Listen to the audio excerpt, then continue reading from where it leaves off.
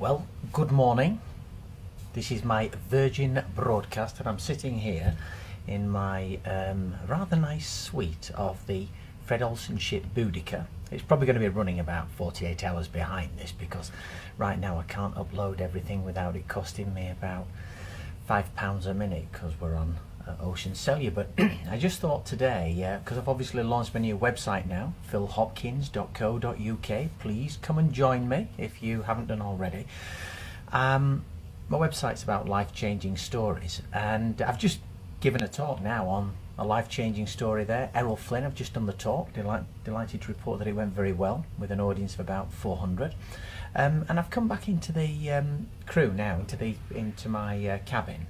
And I just thought I'd tell you about some of the very interesting people I've met in the last couple of days. There's three that I want to bring to your attention. Won't be a long broadcast, it's just a bit of a hello to you. And the first one was the guy who brought me to the airport. Not to the airport, to the cruise terminal. And he used to be a removal man. And he was telling me about these various people that he's removed over his life. Footballers, the lady who used to play Miss Jones in Rigsby's Rising Damps. Is it Frances de Latour or Latour? I don't quite know her name. I can't check it on the internet. But then he suddenly said, and then of course I moved the Queen. I said, you moved the Queen? He said, yeah. He said, I used to move the Queen every summer to Balmoral. And he was a removal man. And he said, I used to go down and we had to pack the Queen up for Balmoral when she'd go for 2 or 3 months.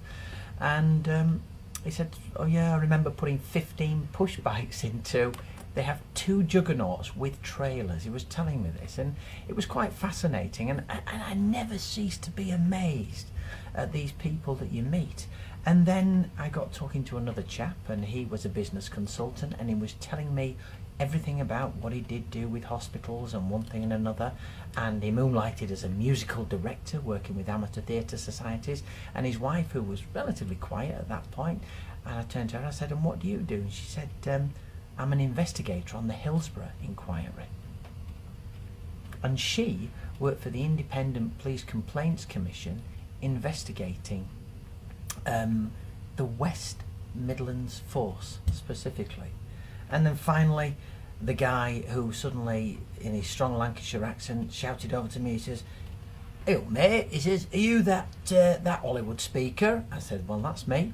He said, and I said, you're just reading a book? He says, oh aye. He says, I read 7 books a week. I said, 7 books? I said, you can't watch much telly then? He said, I watch TV all the time. And he was reading Doctor Who, and apparently he's a bit of a speed reader, this guy.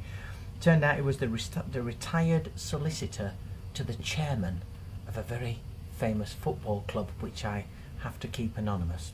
So I think my new website, philhopkins.co.uk, you won't forget it, will you?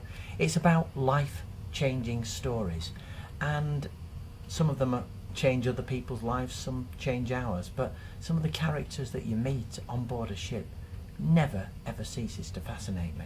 So right now it's 12:30, it's my first day, it's Monday, and I'm going to nip off for a cup of tea and a slice of afternoon cake. So nice talking to you. Look out for my broadcast and I'll keep you in the loop. So here's the finger, I hope I get it right this time.